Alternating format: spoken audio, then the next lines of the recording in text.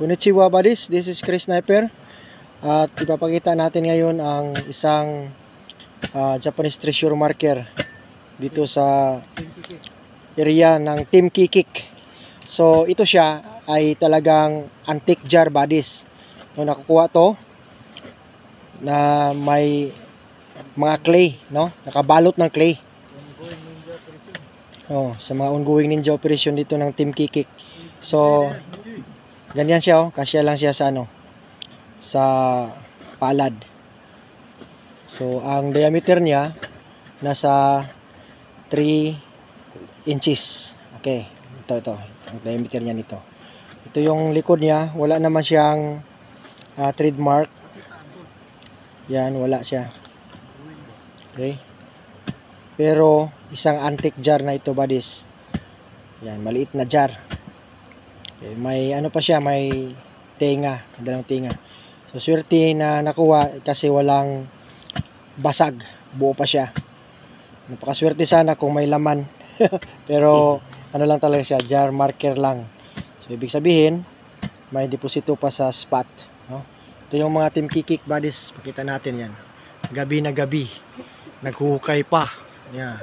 Ayaw matulog sa gabi. Retrieval operation ng Team Kikik Ninja, no, mga American Ninja ni Black Phantom on the mix. Yan. So balik tayo dito para makita nyo talaga yan ang beauty ng jar. So may mga marker na ganito buddies ha. So wag nyo basagin, no? Ang iba binabasag kasi tingnan kung may gold content, kung may gold content naman to na halo, maliit lang yan. So dapat buo talaga siya para may antique value siya. So ito yung souvenir ng Team Kikik na jar marker. So hopefully maka-encourage to sa mga treasure hunter na hukay lang ng hukay na hindi pa nakakuha. Patuloy lang kasi pag hinto wala talagang makuha. Okay, pero pag patuloy tayo na nasa tamang naman procedure ay may biyaya talaga. So pinapakita lang namin ito ang Japanese treasure jar marker ng Team Kikik para makadasig, no? Maka-encourage sa mga katropa natin na mga treasure hunter dito sa Pilipinas. Okay, ito pagmas natin ang beauty. Yan. Buo na buo pa siya buddies. Yan ang kanyang tenga. Ayan. Kanyang bibig. So 1 inch ito.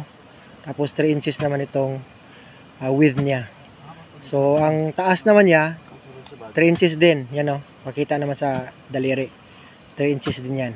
Okay?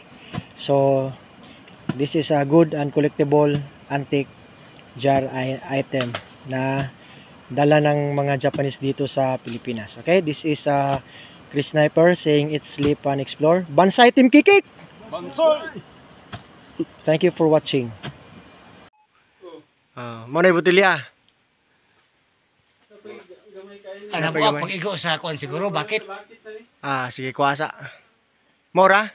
Tapyasi daw. Andito sa yutak, base na pa sa layo. Wala na, Mora? Bantok, okay. Marker ko na siya.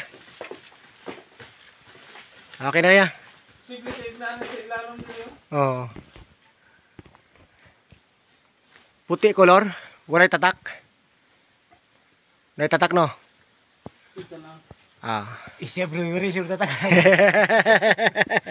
Uli tanduay linto ako. Ano center very bogs. North south. Okay.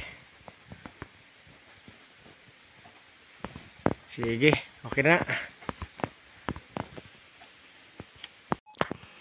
Konnichiwa buddies, this is Chris Sniper. Ito yung papakita ko na double tunnel ngayon, no? So galing sa top, yan. Ito siya. Ang tunneling. Dalawa yan. Yan. So may mga dyan, lumang kawayan. Tapos going east ang punteriya natin sa ilalim ng bamboo. Ayan siya buddies.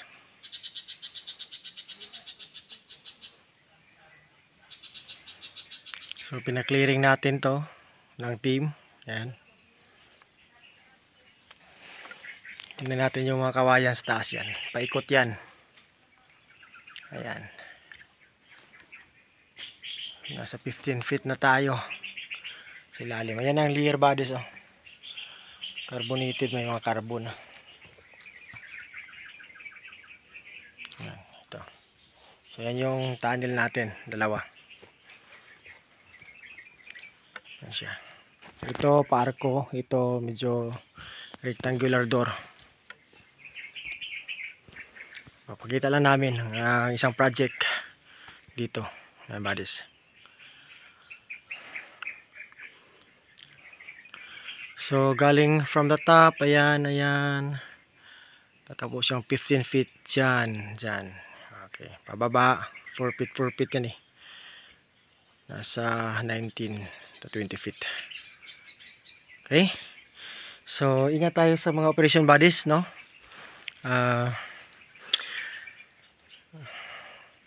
Dapat may teamwork palagi, may patience and perseverance. Then kung anong mang makikita ay manatiling sikreto sa mga member ng team, no? Huwag ipagkalat para safety ang ating pamilya.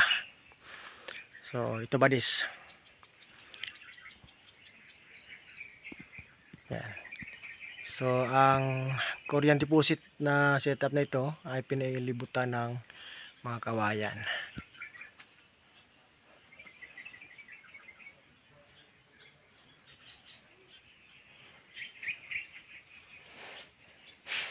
Okay, so sa lahat ng mga operasyon, no, we are praying for successful retrieval operation. At sundan palagi ang proper procedure. At syempre, maghanda ng mga safety gadgets. Kinis, no? Maganda. Madilim sa lobby. Yan. So pili ka lang buddies, dito ka o dito. Tiba yan.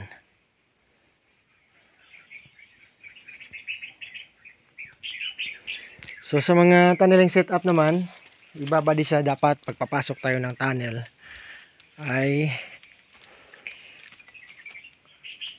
magsuot ng mga kagamitan para sa safety, no?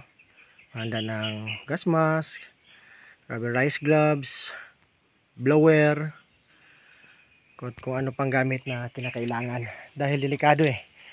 Mostly sa tunneling, andyan ang mga booby traps, death traps na mga poisonous chemicals. Kaya paghandaan, no? Magastos ang operation bodies, pero pag makaretrieve naman ay sobra-sobra pa ang blessings na matatanggap natin. Okay, may tent tayo dito. Ayan.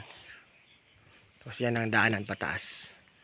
May bang house doon sa taas. Ayan, sa likod ng mga kawayan na yan. Lumang kawayan to buddies.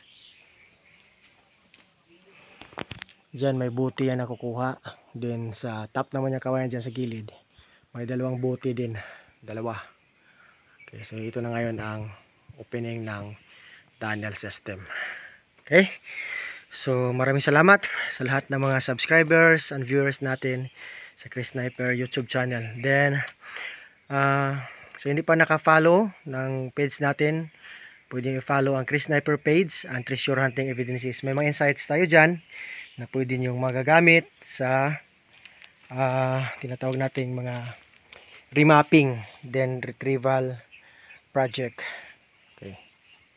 So once again, this is Chris Sniper saying it's sleep and explore. Tabit tinititan kensoro. Bansay buddies, and God bless us all.